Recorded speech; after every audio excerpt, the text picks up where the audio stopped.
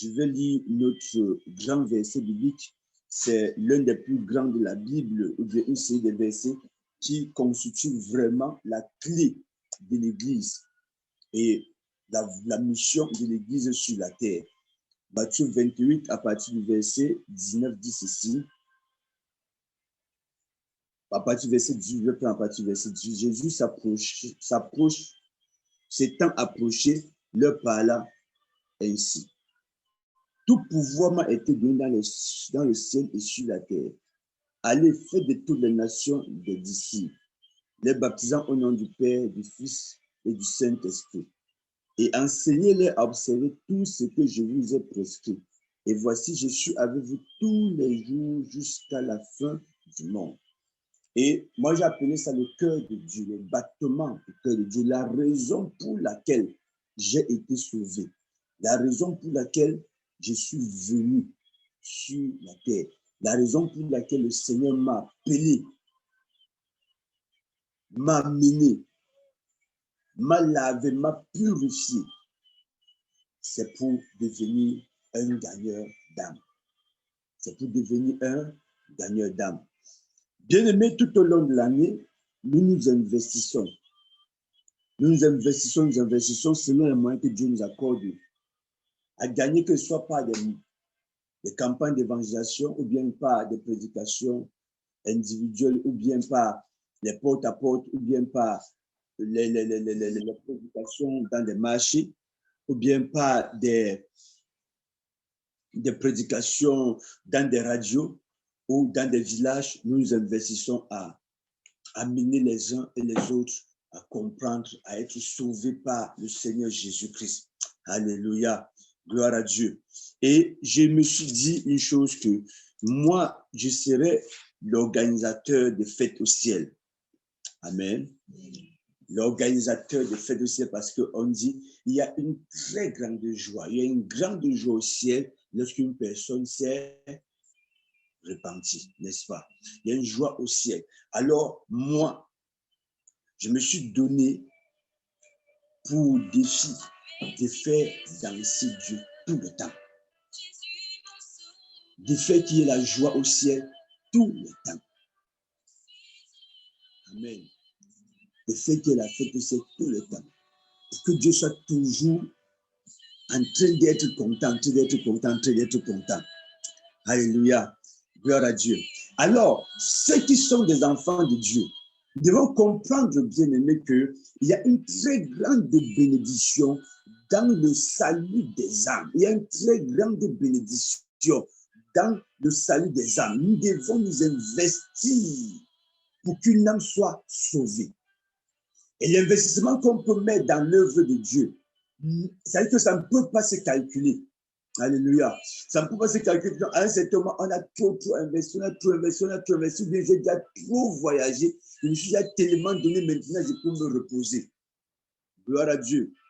Bien aimé, chaque fois que besoin y est, je dois soit ouvrir ma bouche pour dire à quelqu'un, Jésus t'aime, pour amener quelqu'un à comprendre, à être sauvé. Ou bien, je dois tout simplement, peut-être pouvoir financièrement, je dois pouvoir matériellement, je dois être à la brèche, à la prière pour que la personne soit sauvée.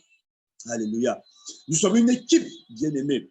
Il y a ceux qui ne peuvent pas aller sur le terrain, mais qui ont les moyens pour que ceux qui sont sur le terrain soient à l'aise. Il y a ceux qui ne peuvent pas aller sur le terrain, mais ils ont les moyens matériels, financiers, pour que ceux-là qui sont sur le terrain soient à l'aise. C'est toute une équipe de travail. C'est toute une équipe de travail. L'année passée, les multiples missions que j'ai fait au niveau de Croix-Youth ont été un succès parce que plusieurs personnes régulièrement me disaient, homme de Dieu, voici pas mission avec ça. Homme de Dieu, voici, mets le carburant. Homme de Dieu, voici, bange-moi ma route avec ça. Homme de Dieu, entretiens l'équipe avec laquelle tu voyages. Homme de Dieu, voici voici les bombes contre les différents piqûres d'insectes qu'il y a là-bas. Voici un matelas. L'autre jour, on est en train de me présenter même un drap qu'on avait offert depuis. On me remettait ça. On me remettait ce drap-là de manière officielle. Homme de Dieu, voici un lit. Homme de Dieu, voici un matelas. Homme de Dieu, voici telle chose. Tu ne dois plus dormir à terre. L'équipe ne doit plus dormir à terre. De telle sorte que quand tu arrives en mission comme ça, tu te sens soutenu. Tu te sens soutenu par tes frères. Tu sens, non, ici où Dieu est, je ne suis pas seul. Et puis ça nous engage, père, frère, à produire des résultats. Alléluia. À produire des résultats. Et rentrer avec un témoin vivant et dire à ceux qui nous ont envoyé, voici, Dieu est en train de faire telle chose sur le terrain. Afin que notre joie soit parfaite. Alléluia. La Bible dit, celui qui a semé, celui qui a arrosé et ceux qui ont récolté ont le même salaire. Ils ont le même salaire, le même salaire. Alors, béni soit l'Éternel pour ceux qui ont compris que si je ne peux pas être sur le terrain, mon argent doit aller. Le matériel doit aller. Il y a toujours les besoins financiers, toujours les besoins matériels, toujours les besoins spirituels. Et que celui qui n'a pas compris doit savoir que s'il a été sauvé, la volonté de Dieu, c'est qu'il soit un disciple qui gagne les âmes au Seigneur. C'est ça la volonté du Seigneur.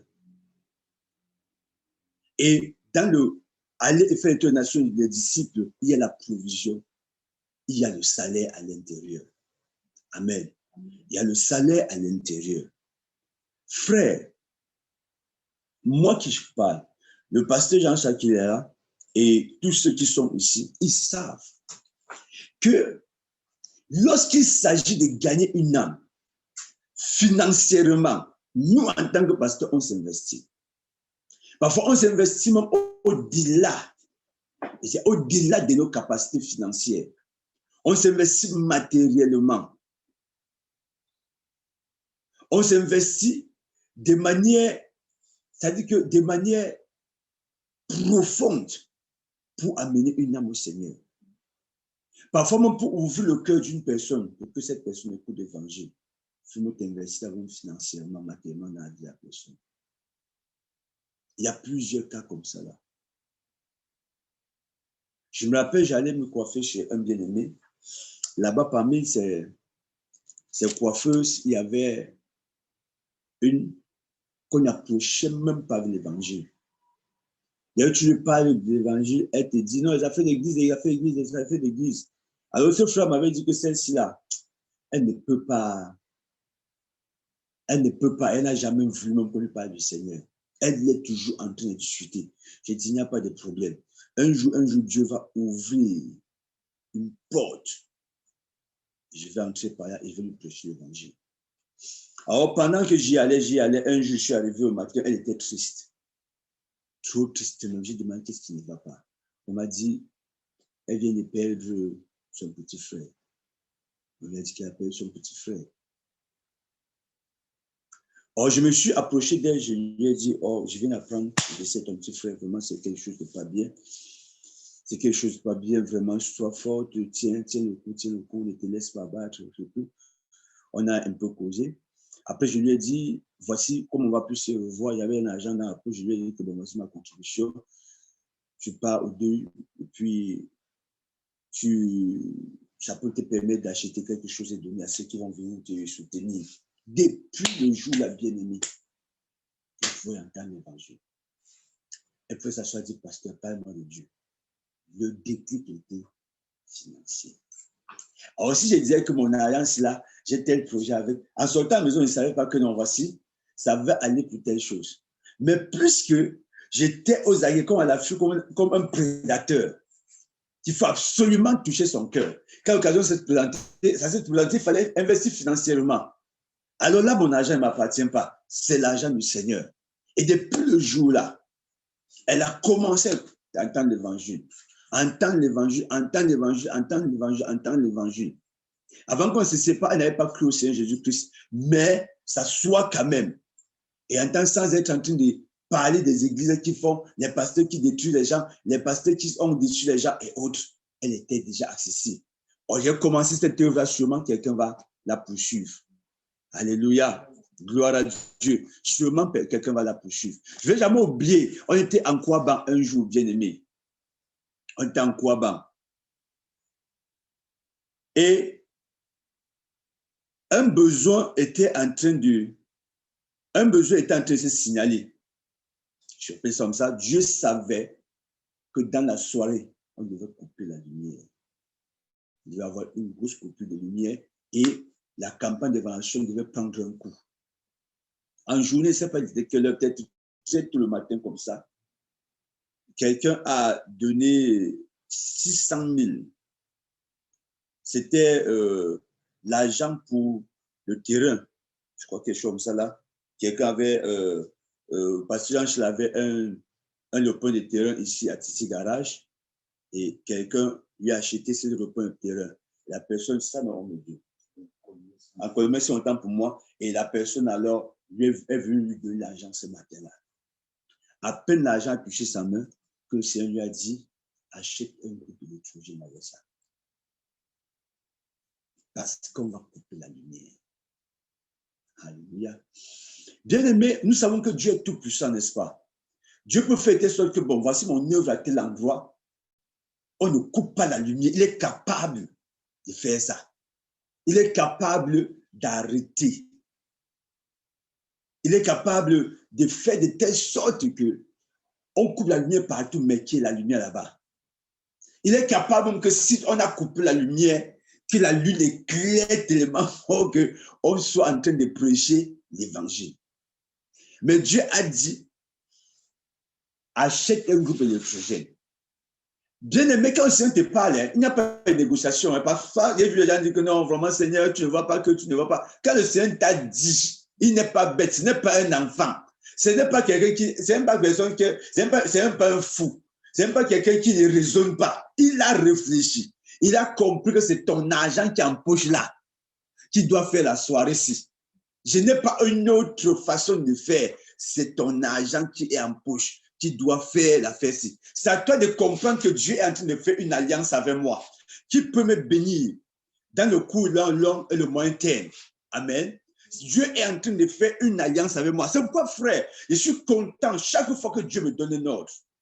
Chaque fois que Dieu me dit de faire quelque chose, même si ça doit me prendre de l'énergie, même si ça doit me fatiguer après, même si ça doit me coûter peut-être, même si ça doit me blesser même après, même si ça doit me faire risquer ma vie, je suis content quand Dieu me donne un ordre. Alléluia. Je suis content quand Dieu me donne un ordre. Dieu a dit, va acheter le groupe électrogène. Il n'a pas refusé. Il a dit à maman Angèle, voici, l'argent c'est là, c'est pour le groupe électrogène. On va aller acheter. Elle n'a pas aussi du chemin à la briqueterie. On a cherché, à l'époque, c'était la montée qui part à Tinga, donc, montée au Roi, voilà. On allait à monter au Roi, on a cherché le groupe, on a acheté le groupe. Ça a coûté 500 et poussières, mais il sauf qu'après, tu ne peux même pas boire un jus. Le reste, là, c'était pour porter et mettre dans la voiture un taxi et ramener sur le lieu de la croisade. Donc, Dieu avait complètement épuisé l'argent, c'était fini. Alléluia. Mais le soir, on va couper la lumière, effectivement. Et on démarre le groupe et on continue la campagne d'évangélisation. Alléluia. Campagne. Et quelques jours après, c'est là où le Seigneur permet que l'homme de Dieu ait 300 mètres carrés. Le lendemain, 300 mètres carrés de terrain.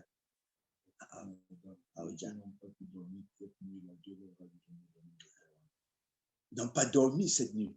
La personne est venue t'encourager en disant que non. Cette nuit-ci, c'était la nuit la plus difficile pour nous. Dieu nous a parlé. Vous savez que pour qu'une personne ne dorme pas toute une nuit et perturbée par le sommeil, c'est qu'il est en train de résister. Hein? C'est Dieu, c'est même pas Dieu, c'est Dieu, c'est même pas Dieu. Pour que Dieu, si Dieu vient te dire que, OK, prends telle chose, tu donnes à telle personne, du Seigneur, j'ai compris. Pourquoi tu vas avoir l'insomnie?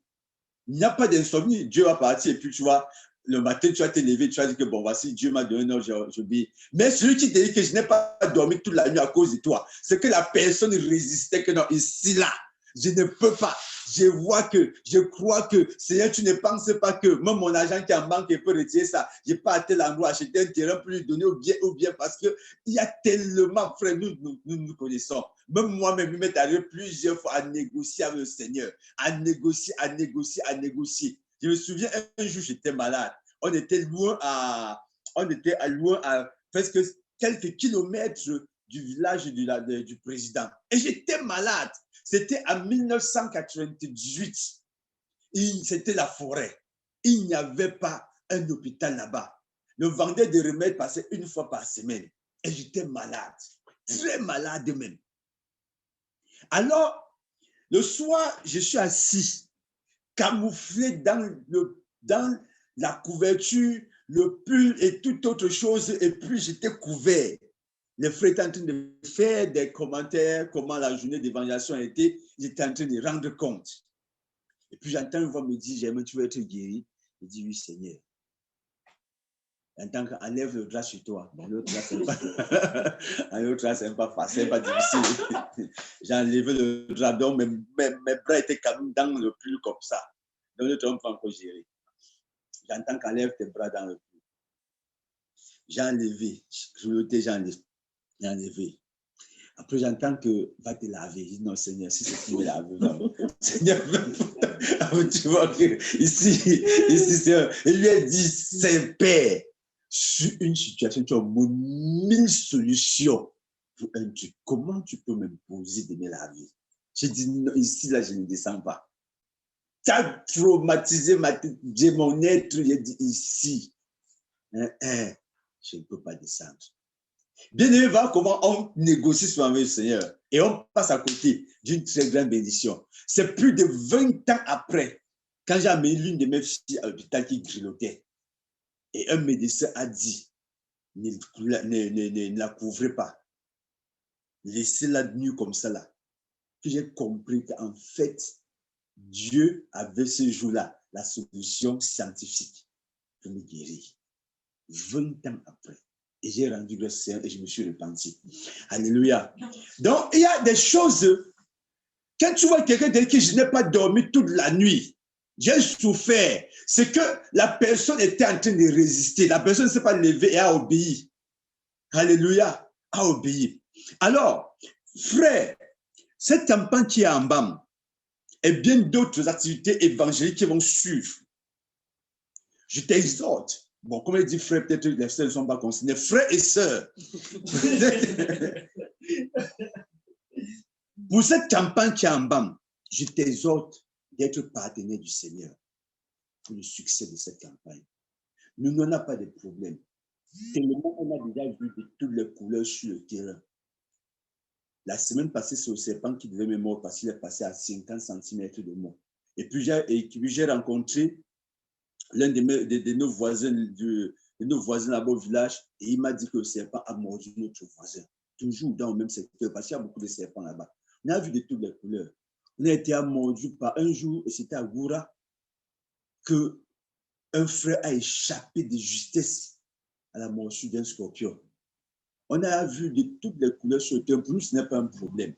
Dormir par terre ou bien dormir dans le confort, ce n'est pas un problème pour nous. Manger ou ne pas manger, boire les eaux propres ou les eaux sales, ce n'est pas un problème pour nous. Nous sommes habitués à ça. Nous serons sur le terrain une semaine. À partir du 21 jusqu'au 28, nous serons sur le terrain. Prêcher l'évangile. C'est une campagne d'évangélisation dans laquelle nous avons dit qu'il faut qu'on associe à cette campagne des soins médicaux. Et ces soins-là ont aussi leur part de budget. Et le budget de la campagne, c'est en tout dans les 9 millions comme ça là. Il faut pouvoir pour que cette campagne ait lieu, pour qu'une personne soit sauvée. Alléluia. Pour qu'une personne soit sauvée. Bien aimé, j'ai entendu les gens dire que non, vous avez trop dépensé. Trop dépensé. Et soit dans Dieu, je pense, demander aux gens que le prix du sang de Jésus-Christ, tu peux donner au prix là. Jésus est mort sur la croix en laissant 12 personnes qui savaient que voici au moins ces 12 personnes-ci là. Les impactés. J'exhorte à lire le psaume 49, parce que le psaume 49 a dit que nous démontrons que le prix d'une âme, une âme n'a pas de prix. Amen. Il dit, il n'y en aura pas. C'est important de comprendre que ça nous aide justement. Tu peux commencer à lire le rachat, verset 8. À partir du verset, Somme 49, à partir du verset 8. Le verset 10, même le verset 8, oui. Ils ne peuvent se racheter l'un l'autre, ni donner à Dieu le prix du rachat. Le rachat de l'âme est cher et n'aura jamais lieu. Amen. Le rachat de l'âme est cher. Le rachat, le prix d'une âme. Une âme n'a pas de prix. Amen. Une âme n'a pas de prix. Et je dis souvent aux gens que vous pouvez donner la valeur financière du sang de Jésus-Christ. Vous ne pouvez pas. Vous ne pouvez pas. Jésus dit que c'est-il un homme de gagner le monde entier s'il perd son âme. Donc, c'est-à-dire que l'âme de l'homme, comparée à toutes les richesses du monde, amen, comparée à toutes les richesses du monde, n'a pas de prix. Ça n'a pas de prix. Alors, quand quelqu'un va te dire que non, tu as tellement dépensé pour le rachat d'une âme, il va te dire, frère, pour moi, soit c'est ton égoïsme, soit ce sont tes calculs personnels qui te font dire ça. Mais quand il faut gagner une âme, on se donne entièrement esprit, âme et corps. Dit esprit, âme et corps. Lorsque, le jour que peut-être tu as fouillé le picot, ok, voyage, soit tu te rends compte qu'il y a une machette à l'intérieur, derrière. Pourquoi? Parce que nous traversons des bosquets dans lesquels si la voiture a une panne et que tu passes la nuit là-bas, sois sûr, la nuit là, les agresseurs vont te visiter. Sois-en sûr. Et on va avoir un match pour au moins les effrayer que nous on a aussi quand même du répondant. Amen. Au moins du répondant. Ça, sont des risques énormes pour aller parler de Jésus à une personne qui n'est pas de ta famille. Parfois, tu es en train de parler de Jésus-Christ, ils sont en train de te voler. Hein? Ils sont en train de t'escroquer, ils sont en train de poser des actes assez regrettables. Mais on parle. Sur une multitude peut-être de 100 personnes, finalement 2 ou 3 personnes arrivent au Seigneur.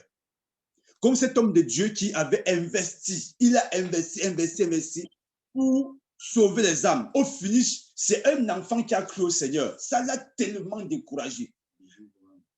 Alléluia. La campagne avait eu lieu sur près d'une semaine. On a prêché. Chaque soir, personne ne se convertissait. Et il s'est fâché de Dieu. Il a dit à Dieu, comment je peux dépenser autant d'argent, de millions, pour qu'un seul petit enfant soit sauvé. Et Dieu lui a dit, c'est pour cet enfant que j'ai organisé cette croisade. Alléluia. Et à la fin, il a conduit des millions. Des millions. Après cet enfant qui s'est converti, qui était négligeable, il s'est converti comme ça. Et puis, plus tard, il devient un très grand évangéliste qui a conduit plusieurs milliers, des millions de personnes au Seigneur. Alléluia. Alléluia. Mais cette campagne-là, financièrement, elle a beaucoup dit. Frère, nous parlons d'une personne qui s'est convertie. Tu peux prêcher quelque part pendant des mois, personne s'est convertie. Hein? Encore, on a prêché pendant plus d'1 an. C'est dernièrement qu'on a baptisé la première personne. Dernièrement, qu'on a baptisé la première personne. Et si on veut calculer les dépenses, ces dépenses-là sont énormes. C'est énorme. Dit énorme. Alléluia. Donc, deuxième partenaire du Seigneur pour le salut des âmes. Investis dans l'œuvre du Seigneur. Quand tu entends qu'il y a une œuvre qui a commencé, quand tu entends qu'on est en train d'aller sur le terrain, on est en train de prêcher l'évangile, il faut investir, il faut te sentir interpellé. Te sentir interpellé, vraiment interpellé, pour que cette évangélisation-là ait un succès particulier. Et puis, je sois dit une chose, toutes les personnes qui viennent au Seigneur Jésus-Christ sont cotées à ton actif. Le Seigneur, chaque fois que le Seigneur va le regarder, il va te voir. Amen. Il va te voir. Chaque fois. Et je vais dire une chose, bien aimée. Nous ne sommes pas lésés par rapport à l'évangile. Ceux qui ont régulièrement investi dans nos vies, pour qui nous prions régulièrement, que le Seigneur les bénisse d'une manière particulière, ne sont pas lésés à cause de l'évangile. Il y a même des personnes qui vont loin, qui réfléchissent que me voici, je ne peux pas être sur le terrain, je ne peux pas aller sur le terrain, et qui disent, homme de Dieu, moi je vais financer une campagne d'évangélisation dans telle contrée. Faites le budget, vous me dites, et je vais financer. Il y a des personnes qui réfléchissent comme ça, qui ont le cœur à gagner une âme au Seigneur, mais ils sont bloqués par leur travail, ils sont bloqués par leurs activités et disent, homme de Dieu, pour tel endroit, il faut une campagne d'évangélisation. Dans mon village, il faut une campagne d'évangélisation. Dans telle ville, il faut une campagne d'évangélisation et investissent pour ça. Tu peux aussi amener l'église dans ton village, dans ton quartier. Tu peux aussi amener l'église dans une ville dans laquelle tu as remarqué qu'il y a un besoin. Amen. Qu'il y a un besoin. Et n'attends pas que le Seigneur va trouver et te dire que mon fils, ma fille, je suis l'Éternel ton Dieu. Je te donne l'ordre de faire et de faire et de faire. Généralement, les ordres du Seigneur sont comme c'est notre propre pensée. Hein? Amen. Les ordres du Seigneur sont comme c'était notre propre pensée. Et que je regarde from ça, je constate un besoin dans sa vie. Oh, pourquoi on fait si mal habillé aujourd'hui? C'est que le Seigneur te dit déjà que il faut t'occuper de son apparence. Il faut t'occuper de l'habiller. Il faut t'investir dans son habillement. Généralement, c'est comme ça. Oh, pourquoi est-ce que je n'achète pas les micros? Pourquoi est-ce qu'on n'a pas de micros ici? Et tu as les moyens pour le faire. Fais-le. Parce que Dieu est en train de te parler. Amen. Parce que Dieu est déjà en train de te parler. La Bible dit dans Proverbe 11, verset 30 que le sage s'empare des âmes. Le sage, il s'empare des âmes. Le sage se dit, voici, je gagne les âmes. Le sage se dit, voici, je gagne les âmes. Alléluia. Gloire à Dieu. Gloire à Dieu. J'ai souvent l'habitude de dire que lorsque vous lisez Matthieu commence par généalogie de Jésus-Christ, fils de David, fils d'Abraham. Et toute une longue liste de noms est donnée pour aller jusqu'à la naissance de Jésus-Christ. Après ça, ça s'arrête. Jésus n'a pas engendré des enfants sur la terre. Il a engendré 12 disciples. Les 12 disciples sont devenus 120. Les 120 à une prédication ont pris 3000. Et les 3000 là jusqu'à aujourd'hui, je ne sais pas comment ça s'est passé. Les gars sont investis dans le monde entier. Tu viens ici et tu es sûr, c'est que j'aimerais qu'un frère est enfant de Dieu. Parce que Jean-Charles est enfant de Dieu. Lui qui est en face de moi est enfant de Dieu. Ma sœur de elle est enfant de Dieu. La sœur Angèle, elle est enfant de Dieu. Le frère Samuel qui est avec nous, il est enfant de Dieu. Alors, quand nous remontons, bien aimés, nous allons arriver dans la généalogie et nous rendre compte que peut-être tu es venu de Pierre, d'être tel de Paul, d'être une autre personne de Timothée. On va se rendre compte que notre généalogie spirituelle va jusqu'aux 12 disciples. Et on va voir Jésus-Christ. Mais après toi maintenant, il y a eu quoi? Bien aimé, vrai. On dit, bon, on a sauvé celui, ça arrivé sur la scène de Bamichacha. Après elle, là, on a encore sauvé qui? Ça s'est arrêté. Elle est stérile spirituellement. Elle n'enfante pas. Elle ne produit rien. Ce n'est pas bien, n'est-ce pas? Alors maintenant, on dit que bon, un jour, elle s'est placée au marché, peut-être ce marché, un fundi marché, c'est pas là. Elle a parlé de Jésus-Christ. 3 ou 4 personnes ont dit, voici Seigneur, vraiment, je m'engage à te suivre. On dit, après elle, 3 personnes marchaient un fundi et puis la généalogie continue. Jusqu'au dernier chrétien qui va être sauvé et que le Seigneur va revenir. Alors, pendant que tu es assis, tu ne t'investis pas dans l'évangile, alors que le Seigneur sait que c'est par toi que le dernier va venir. Tu peux retarder et condamner la vie des gens sur la terre parce qu'après l'avoir prêché à cette personne-là, il faut que le Seigneur Jésus revienne sur la terre. Alléluia. Gloire à Dieu.